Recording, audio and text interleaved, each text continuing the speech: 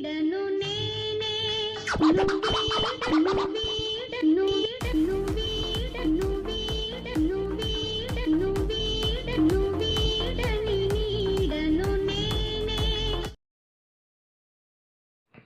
నమస్కారం సోదరి మండలారా, నేను మీ ఫన్ కోవిట కొత్త హర్రర్ అండ్ ఫన్ స్టోరీస్ తోటి నేను మీ ముందుకు వచ్చేస్తున్నాను.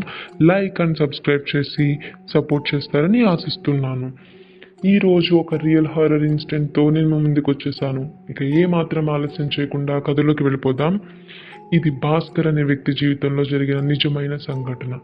భాస్కర్ తన ఫ్యామిలీ సిచ్యువేషన్ బాగోలేక ప్రైవేట్ స్కూల్ నుంచి గవర్నమెంట్ స్కూల్లో 7th క్లాస్లో చేరాడు.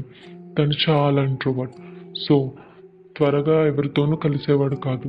భాస్కర్ స్కూల్ నుంచి ఇంటికి వెళ్ళడానికి 2 మార్గాలు, ఒకటి తార్ రోడ్, ఇంకొకటి పొలాల్లోంచి మట్టి రోడ్.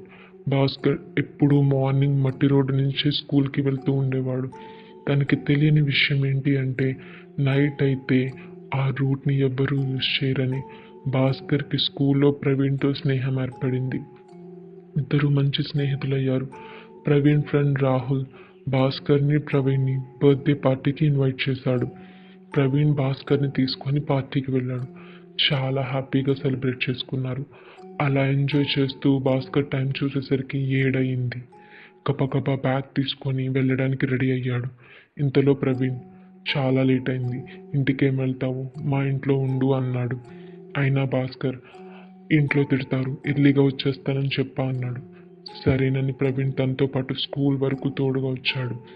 భాస్కర్ తార్ రోడ్ నుంచి అయితే 1 అవర్ పడుతుంది, అదే మట్టి రోడ్ అయితే అరగంటలో వెళ్ళిపోవచ్చని ఆ రూట్లోంచి వెళ్ళడం స్టార్ట్ చేశాడు. అక్కడ కేవలం 3 స్ట్రీట్ లైట్స్ మాత్రమే ఉన్నాయి. ఆ పొలాల నుంచి ఫస్ట్ స్ట్రీట్ లైట్ క్రాస్ చేసేసరికి భాస్కర్కి ప్రవీణ్ పిలిచినట్టు అనిపించింది. వెంటనే సైకిల్ ఆపాడు.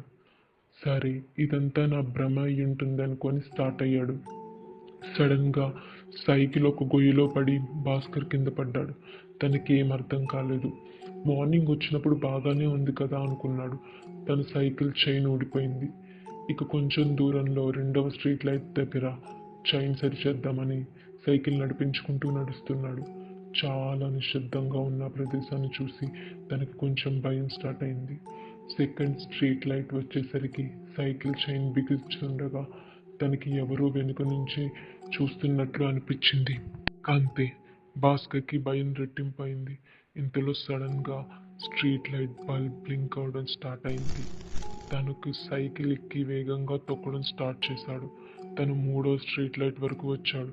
ఇంకాస్త దూరంలో ఇల్లు వచ్చేస్తుందని ధైర్యం వస్తుంది.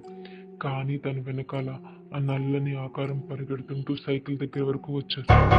అంతే, గుండెల చేతుల్లో పట్టుకొని సైకిల్ ఆపకుండా తొక్కుతూ ఉన్నాడు. అలా 3rd స్ట్రీట్ లైట్ క్రాస్ చేసి వెనుక చూడకుండా ఇంటికి వచ్చేసాడు.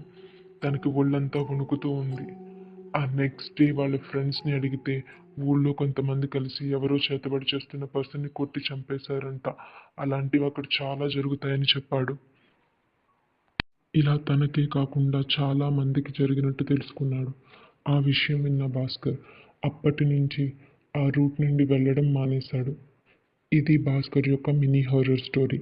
మీ లైఫ్లో కూడా ఇలాంటి హారర్ ఇన్సిడెంట్స్ ఏమైనా జరిగితే మీరు మీ హారర్ స్టోరీస్ని మా కామెంట్ బాక్స్లో కామెంట్ చేయండి. అండ్ లైక్ అండ్ సబ్స్క్రైబ్ చేయండి. Thank you.